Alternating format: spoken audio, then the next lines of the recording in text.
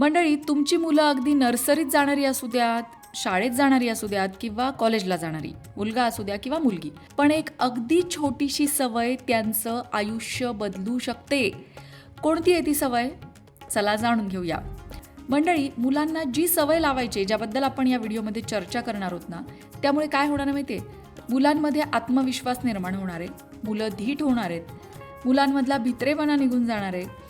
सगळ्यात महत्त्वाचं म्हणजे शाळा असू द्या, कॉलेज असू द्या, कुठेही मुलं पुढे जाऊन लीड घेऊन काही करायला अजिबात घाबरणार नाही आहेत. आणि आजचं धकाधकीचं आणि कॉम्पिटिशनचं जग बघता हे गुण मुलांमध्ये असावेत. नेतृत्व क्षमता असेल, लीडरशिप क्वालिटी ज्याला आपण म्हणतो, किंवा मुलांमध्ये आत्मविश्वास. कधी कधी ना माझ्या मुलाला ना उत्तर येत असतं, पण तो वर्गात हात वर करायला घाबरतो. किंवा चार चौघं जेव्हा अगदी आत्मविश्वासाने बोलतात तेव्हा माझी मुलगी थोडी कमी पडते. असं जर तुम्हाला वाटत असेल तर ही सवय तुम्ही लावायलाच हवी. पण कोणती सवय सांगते ऐका. ती सवय अशी आहे, रोज सकाळी उठल्यानंतर, आता मुलं शाळेत जाण्यासाठी उठत असतील, कॉलेजला जाण्यासाठी उठत असतील, रोज सकाळी उठल्यानंतर मुलांना सूर्यनारायणाला अर्घ्य अर्पण करायला सांगायचं. अगदी नर्सरीतला जरी तुमचा मुलगा असेल तर नाही त्याला अगदी अर्घ्य अर्पण करायला जमलं तर कमीत कमी सूर्यनारायणाला हात जोडल्याशिवाय त्याला शाळेत जाऊ द्यायचं नाही. हात जोडून नमस्कार तरी कर बाबा म्हणायचं. आता अर्घ्य अर्पण करणं म्हणजे काय, हा प्रश्न आलाच.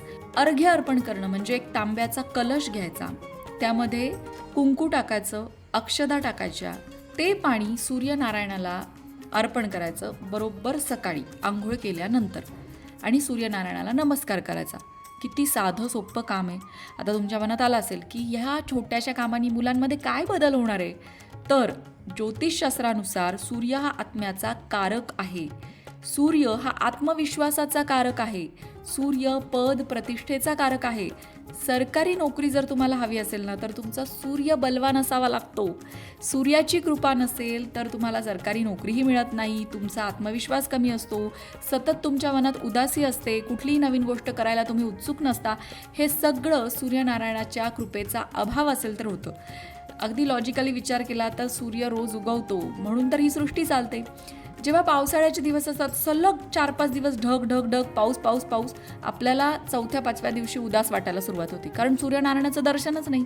मनावर मरगळ चढते. बरोबर, हेच लॉजिक आहे की जर तुम्हाला मुलांना तेजस्वी बनवायचं असेल, ओजस्वी बनवायचं असेल, तर रोज सकाळी उठल्यानंतर त्यांना सूर्याला अर्घ्य अर्पण करायची सवय लावा.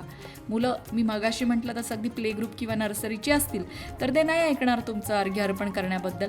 तर कमीत कमी हात जोडून त्यांना नमस्कार करायला तरी लावू शकता तुम्ही, जसं देवाला नमस्कार करायला लावता. शाळेत जायचं ना, शाळेत जाण्याआधी जसं तू रोज ब्रश करतो, आंघोळ करतो, तसं आंघोळ झालं की पहिले गॅलरीत जायचं, सूर्यनारायणाला नमस्कार करायचा आणि मगच शाळेत जायचं. ही साधी सोपी छोटी सवय तुम्ही मुलांना लावू शकता. त्यामुळे मुलांच्या आयुष्यात नक्कीच चमत्कार घडणार आहे. आणि हे रोज करायला सांगायचं, कारण या साधनेमध्ये ना, या उपायामध्ये ना रोज करण्याला खूप महत्त्व आहे. सूर्य जसा रोज उगवतो तसंच सूर्याच्या उपासनेत एखादी गोष्ट सातत्याने करणं याला महत्त्व आहे. म्हणून तुम्ही ही गोष्ट मुलांना नक्की नक्की नक्की करायला लावा.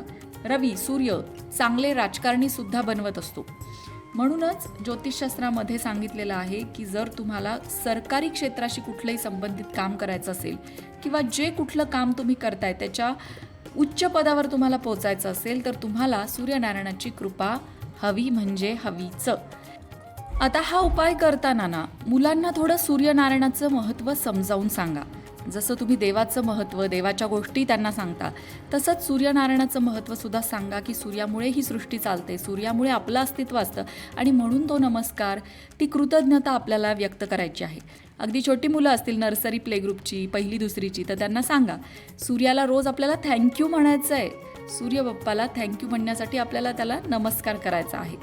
आणि जर मुलं टीनेजमध्ये असतील, पौगंडावस्थेत असतील किंवा कॉलेजला वगैरे असतील, तर त्यांना सांगा की करिअरमध्ये तुला ग्रोथ हवी असेल चांगली, तुला तुझं स्वप्न पूर्ण करायचं असेल तर सूर्यनारायणाचा आशीर्वाद त्यासाठी महत्त्वाचा आहे बाबा. म्हणूनच सूर्याला अर्घ्य देणं, सूर्याला नमस्कार करणं हा आपल्या दिनचर्येचा भाग असावा. आणि हे मोठी माणसंसुद्धा करू शकतात, कुणीही करू शकतं. त्यामुळे आत्मविश्वास वाढतो, स्वतःबद्दलची खात्री वाढते. आपण जर कुठेतरी कमी पडतो किंवा न्यूनगंड मनामध्ये असेल तर तो सगळं दूर होऊन जातं. मुलांसाठी तर हा उपाय अतिशय सुंदर आहे, तेव्हा नक्की करा.